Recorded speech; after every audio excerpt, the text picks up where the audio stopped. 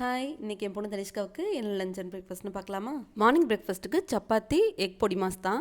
Egg பொடி mass பண்ணுறதுக்கு ஒரு பேனில் கொஞ்சோண்டு ஆயில் விட்டு சோம்பு, கருவேப்பிலை அது நல்லா பொரிஞ்சதுக்கப்புறம் பெரிய வெங்காயம் அது நல்லா சின்ன சின்னதாக கட் பண்ணி அதையும் நம்ம ஆட் பண்ணி நல்லா வதக்கிக்கலாம். ஒரு தக்காளி அதையும் நல்லா வதக்கிக்கோங்க. அதுக்கப்புறம் தேவையான மசாலாஸ் கொஞ்சம் மஞ்சத்தூள், மிளகாய்த்தூள், மட்டன் மசாலா நல்லா தண்ணி ஊற்றி நல்லா கொதிக்க விடுங்க. மசாலாவோட பச்சை வாசனை போனதுக்கப்புறம் 3 முட்டை நான் ஆட் பண்ணியிருக்கேன். கொஞ்சம் சால்ட் ஆட் பண்ணி ஹை ஃப்ளேமில் நல்லா சுருளை வதக்கி எடுத்துட்டேன். அவ்வளோதான்.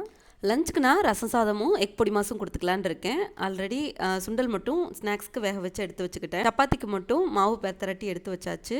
இப்போது சப்பாத்திக்கு பன்னீர் மட்டும் ஆட் பண்ணிக்கலான்னு சொல்லிட்டு 4 பன்னீரை கீ விட்டு ரோஸ்ட் பண்ணி எடுத்துக்கிட்டேன்.